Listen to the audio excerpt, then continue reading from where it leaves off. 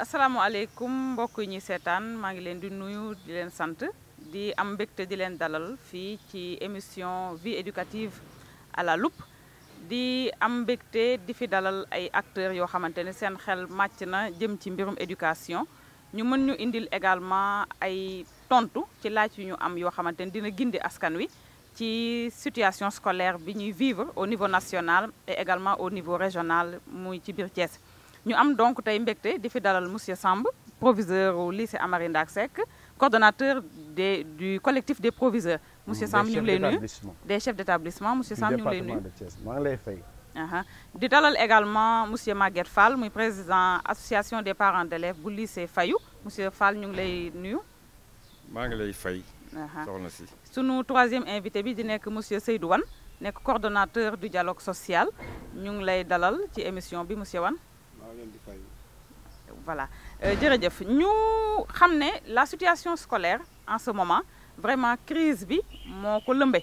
crise bi lëmbe na Sénégal lëmbe na Thiès ñu am ay information yoo xam ne vraiment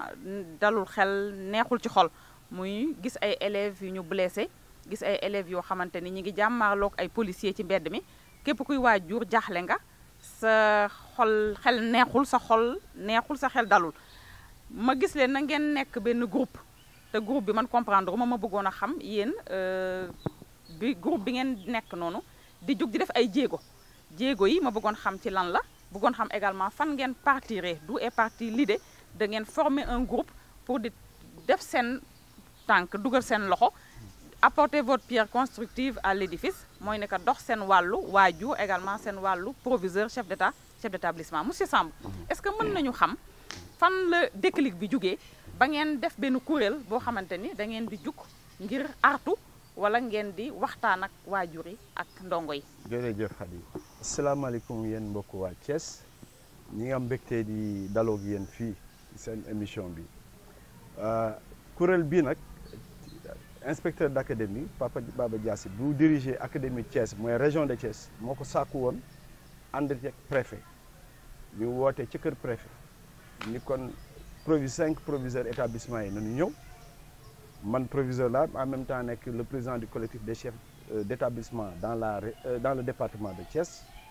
ànd ak sama naataango Ndeye Soxna Mbaye moom mooy présidente du cadre d'échange des principaux de Thiès ville donc mu wax ak CM yi Thiès ville yëpp ànd ceeg doyen Maguette Fall président APE bu Fayou lycée Fayou ak sunu xarit Seydou Wane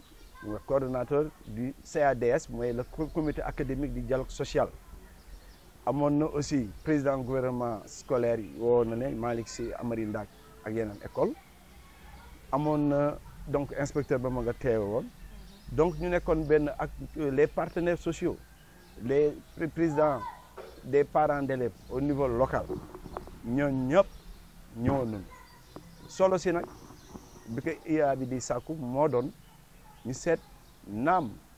problème bi c'est un problème national mais au niveau local gis na ni yëngatu jot na parce que la principale cible nga xam ne mooy élève moo sàkku jàng xale yi dem nañ ba tiit ba ñoom dafa ne dañu war a jënd def bruit pour mën a seet ñu mën a delloo professeurs yi ci école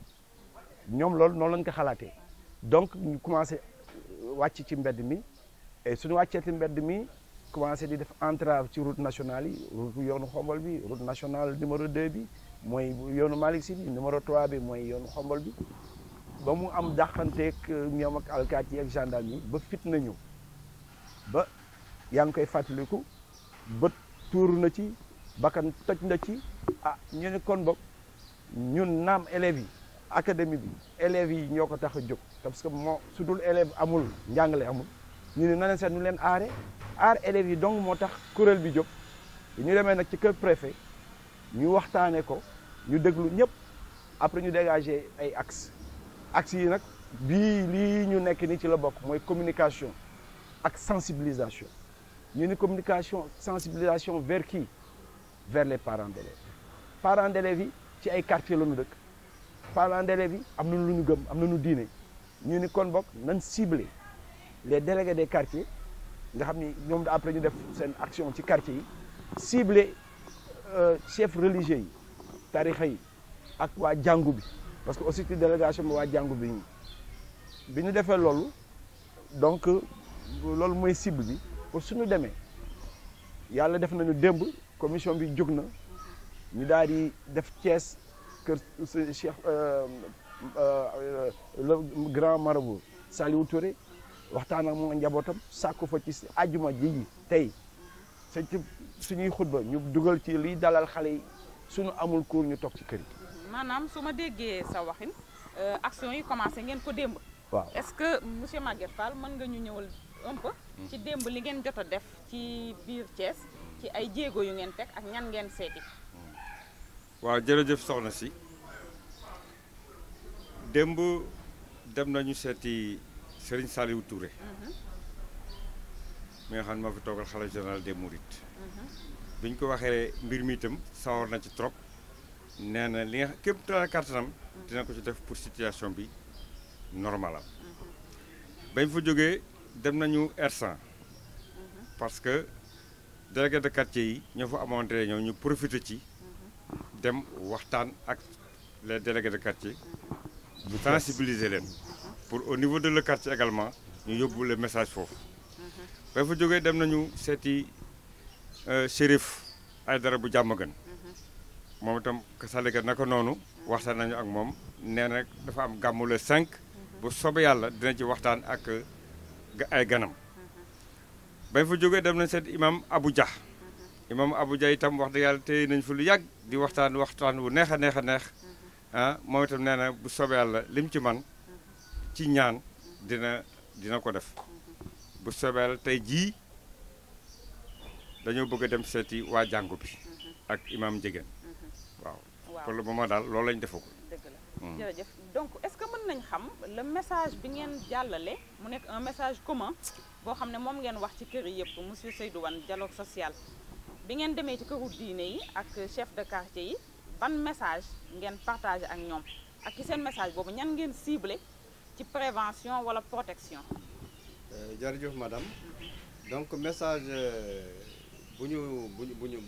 yóbbu en tout cas ci foofu ñu demoon mooy que ñoom d'abord ñu wax leen mbir mi lu xew am na ci ñoo xam ni yëgoon nañ ko loolu foofu yomban na amoon ñoo xam ni yëguñu ko woon ñu yëgal leen ko ñu ni nag seen mbir mën nañ ko def mbir bi mën nañ ko def seen mbir lu ñu leen ñaanoon mooy que ñoom ñu wax ko imam yi ñu dugal ko ci seen xutba parce que ñoom tamit loolu bokk na ci en tout cas seen rôle di informer population bi di leen sensibiliser di leen won yoon di leen won ban taxawaay lu ñu war a am ci société bi donc ñu dugal ko ci seen xutba tey te surtout mu dajeek tey aljuma la ñu def ko chef de quartier yi ñu ngi jokkoo ak quartier yi ñu mun ko wax ak quartier yi ñu wax quartier yi mais lu ñu leen war a wax nag mooy que xale yi c'est vrai que mbir mi du ñoom ñoo ko sooxee waaye métit bi ci ñoom lay dal parce que ñoom ñoo xam ni bu grève bi amee du ñu dem école du ñu jàng te mu yokk ci comme Samb nu mu ko waxee ñu ciy xeex di ci sànnante ay xeer ay grenade di daw seen kaw donc loolu nag dañ leen wax ni nañu wax parents d'élèves yi surtout dañu wax parents yi ñu nekk ci biir kër yi bu xale yi jàngul bu ñu nekk ci mbedd bi nañu ñibbi seen kër toog mbir mi ay mu ngi ci loxo ay loxo kilifa ay loxo gouvernement bi ak loxo syndicat yi ay loxo responsable ay kilifa lañu ñu ngi waxtaan ñëpp toog ci seen kër toog ñaan ndax jàmm mun dellu en tout cas ñu ne dellu fu ñu nekkoon. waaw maanaam jéego yi daal jàmm lay ut. est-ce que mën nañu xam résultat immédiat yi mu am démb ndax yéen bi ngeen demee gis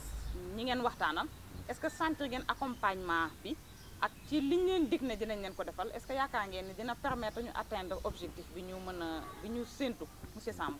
waaw loolu kay man amul sikki saaka ba ñuy jóg ba ñu demee ba xalaat ni war nañu jóg. wuti ay nit ay yaakaar moo tax ñu dem. yaakaar mënuñuy dem ci mënoo dem ci làmb ni duñ may daan. donc bi ñuy dem xam na ne dañ ñu déglu. xam na ni danañ ko def seen yitte Seydou Wane wax na ko léegi. ñoom dafa nekk ñi yëg nañu ko mais ñeneen ñi daf gën nañ ko def seen aajo. donc ñu ñëpp ñoo bokk mbëbët bi ñoo bokk yitte bi. ñoom xëy na ay leader d'opinion lañu ay leader du ñu jiitee mbooloo.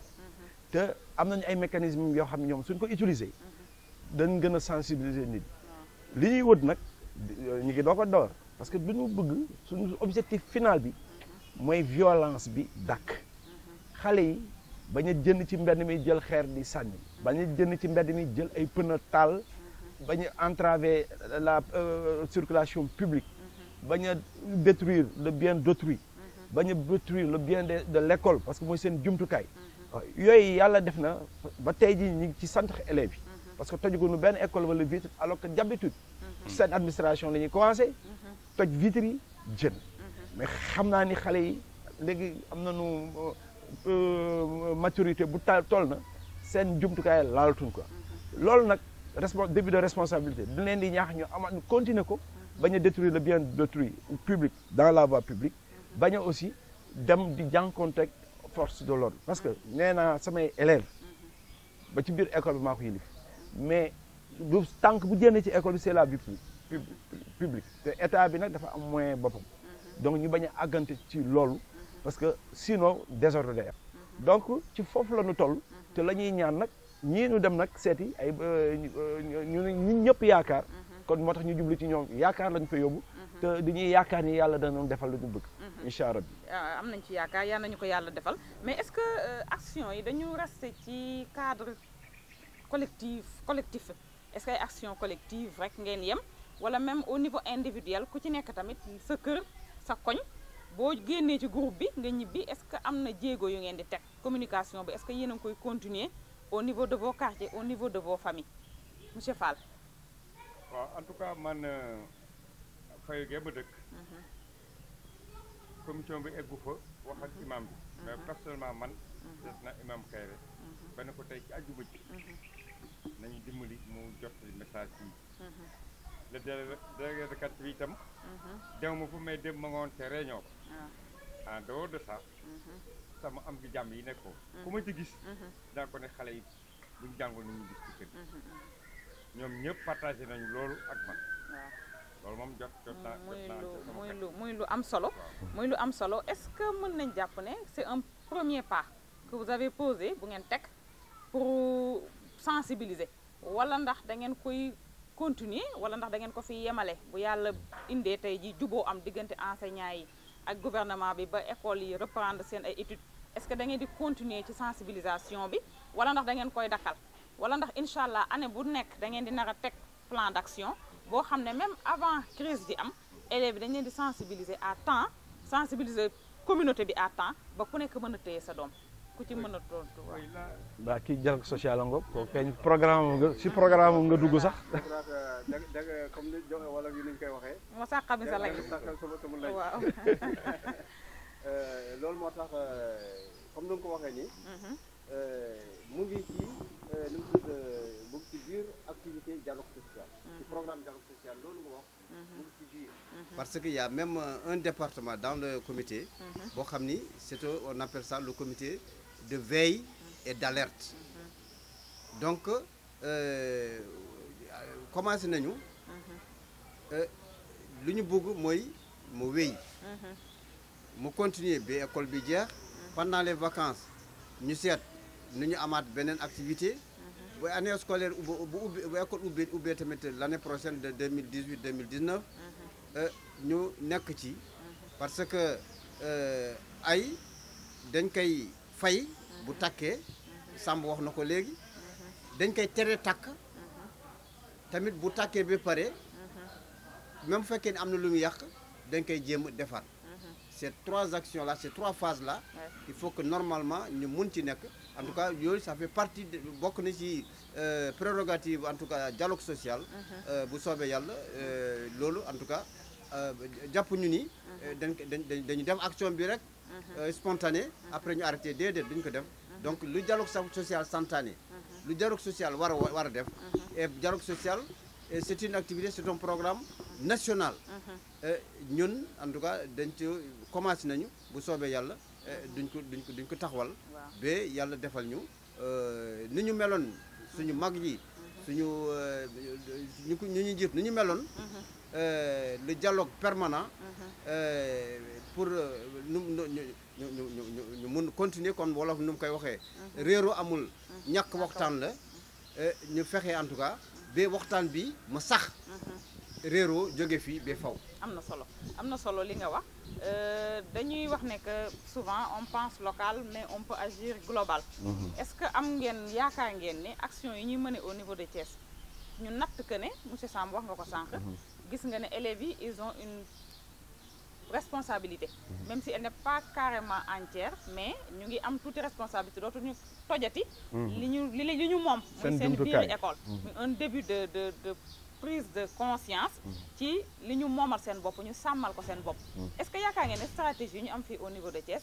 jotul pour ñu tasaare ko au niveau national. Que yeneen académie yi tamit. ndaxte bu ma déggee dafa mel ne plan d'action élèves yi c'est un plan d'action national. Stratégie aussi war nañoo mën a nekk stratégie nationale. Est-ce que am ngeen xalaat ci tasaare ko au niveau national partager ak yeneen académie yi bu ñu def un échange de bonnes pratiques. Ku nekk jëlee ci sa morom lu baax lu mu essayé lu mu tenté mu jur loo xamante ni xëy na natt nga ni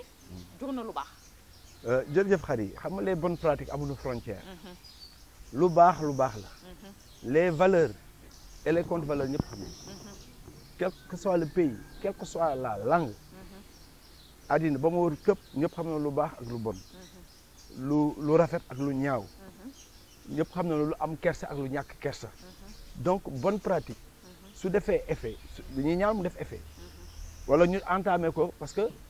dafa mel na ñu naan baykat bi gëm na yàlla jël na gerte suul. parce que day yaakaar taw ñëw yaakaar fii ak diir mu dara sax fii ak diir mu gub fii ak diir mu jaay. mën a bay dunde du dëgg. Donc da ngay commencer action poser ko di ci xaar résultat. lu muy impacté te lu muy impacté na doon njariñ. Donc suñ ko commencé nii démarche bi gis nga démb li ñu yàlla defal xéwal. ñu waroon wëri les délégués de quartier. Je pense qu'il y en a au moins 47 dans la commune. Yàlla def ñu dajeeg ñoom ci benn bërëb. Parce que maire Thiès Est moo leen invité ci benn activité avec ses partenaires. ñu waroon am lu mu waroon inauguré. ñoom délégués yi duñu am organisation. seen bureau local bi woote ñoom ñëpp a nga fa. yàlla xewal na ñu am fa audience. ba ñu wax ñoom ñu mën a nekk des vecteurs de communication. mën a dem wax ak jàkke yi seen koñ. donc loolu dañ koy sant yàlla. donc su loolu aussi keneen ku ko mën ci beneen circonscription. beneen académie beneen région. nga ciblé ñee nga xam ne ñoom ñoo amee communication ñoo koy véhiculer. day rataxal mbir mi rek. parce que on a parlé de la communauté éducative mais en fait ñoo ñëpp ci lañ bokk. parce que xale yi ci quartier yi la ñuy jógee. suñu amul jàmm ci quartier yi. duñu yeewu duñu nelaw mu tal ay nelaw ba yeewu ak jàmm ak kattan ñu dem école. donc te ñoom ñoo fa teewal maire bi. maire bi teewal fi état bi ainsi de suite. donc yëpp dafa ànd. donc les bonnes pratiques c'est vrai il faudra les partager. di ñuy ñaan nag lii ñu soob nii. ndam ñu am ci ndam. ba nga xam ni wax dialogue social wax na ko léegi. état bi les 16 académies. dans les 14 régions il y a 16 académies au Sénégal. defoon nañu benn séminaire formé dans toutes les académies des CADS comité académique de dialogue social. Seydou mooy coordonnateur bi. man je fais partie de cette commission. président de la commission de formation. chargé de la formation. donc lii ñuy wax nii yëpp ay technique la ak ay théorie yoo xam ni nit ñi nu ñu ko war a commencé di ko approprier wu. di ko doxal ci académie bi ragal naa ni kenn du dana jur dara. parce que toujours looy wuti rek soo ci amee un bout teel di wutiwaat leneen. parce que àddina noonu rek la tëdd. am na solo dama leen a fekk nag ci yoon tënk leen sax pour ngeen communiquer mais defe naa am na ñu leen di xaar tey jii nii déjà ci seen action yi ngeen di entreprendre yéen a ngi war a dem ci fan ñu fàttali ci jàngu bi war a dem ci famille Njëgeen bi war a dem ci famille Njëgeen war a dem ci benn CEM imam Ndiour Moussa war a dem ci démb dem nañ aussi ci benn CEM duñ tudd turam mais am na école yu tey jii dafa am école yoo xam ni du mës a am jàmm donc loolu sax day jaaxal ñu jiite école bi dañuy jékki-jékki xale yi spontanément jënd ils s'autoproclament leader bay dem di déloger ay lycée ak ay lépp la leen wër am na nag ay su doon incendie ñu des départs de feu xam na ne fopp départ de feu yi fan la gox yi dem nañ fa gis ak njiit ya dese nañu beneen gox boo xam ne danañ fa dem gis njiit ga pour aussi départ de feu bañ a amati foofu ñu gën a dànkaaf xale yi ñoom it ñu waxtaan pare parce que ci recommandation yi amoon bi ñu ànd bi ñu dajeek suñuy kilifa yi muy préfet ak IA bi dem bërki démb du ñu yoon aussi ci établissement yëpp lycée CM élémentaire ak yëpp école yeeg yëpp nañuy def AG extraordinaire des parents d'élèves avec l'administration administration ba woote AP bi woote ñu woo parents d'élèves yi des AG extraordinaires pour tout de suite ñu daal di wax leen di xew joxe ay recommandation wan leen fu ñu war a jaar parce que mbir mi duñ ko war a si wasaare te ci toll foofu rek lañ toll voilà maa ngi leen di gërëm di leen sant c'est le dernier mot donc monsieur Seydou Wane lan mooy sa dernier mot lan ngay dénkaane lu muy dénkaane rek mooy que d'abord di ñaan yàlla jàppale ñu ci lu ñu nekk lii ñu bañ ko tuutal du lu tuuti lu ñu def du lu tuuti parce que ay comme nañu koy waxee ay du tuuti toutes les grandes guerres ont commencé par un petit détail làkk bu rëy benn étincelle bu ndaw moo koy def donc bu ñu tuuteel dara nañu taxaw comme nu nga ko waxee sax ñu yaatal ko ba mu nekk au niveau national et loolu am na comme sàmm nu ma ko waxee am nañu ci yaakaar IA mu ngi fii mu ngi dem ci ay réunion au niveau national bu demee dana wax foofu en tout cas moom lu muy def ci académie am mu partagé ak ñooñu tamit jéem a roy ci en tout cas lu ñu def fii alors mu gën yaatu donc en tout cas maa ngi ñaan yàlla ñu taxaw ñu sabablu problème bi ñun ñoo ko indi ay nit ñoo ko indi ay nit ñoo koy dàqal ñoo koy fay ci kattan yàlla monsieur Fall sa dernier mot waaw sama dernier mot mooy remercier monsieur l'inspecteur d'académie ak le préfet ci seen initiative bi ñu def te di leen ñaan également ñu transmettre le rapport d'activité le rapport qu'ils ont à établir ñu transmettre ko à la hiérarchie pour yeneen académie yi yeneen kii man inspiré wu ci lii waa Thiès di def ensuite maa ngi demandé également aux professeurs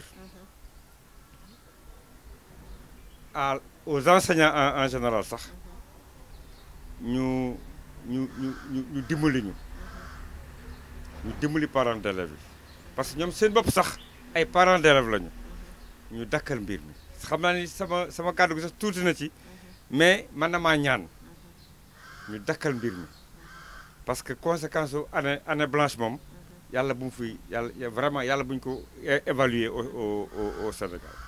waaw man daal loolu mooy sama dernier mot. monsieur Samb. voilà jërëjëf Khady donc ñoom wax nañ ko ba pare ci ay ñaan rek la ñu desee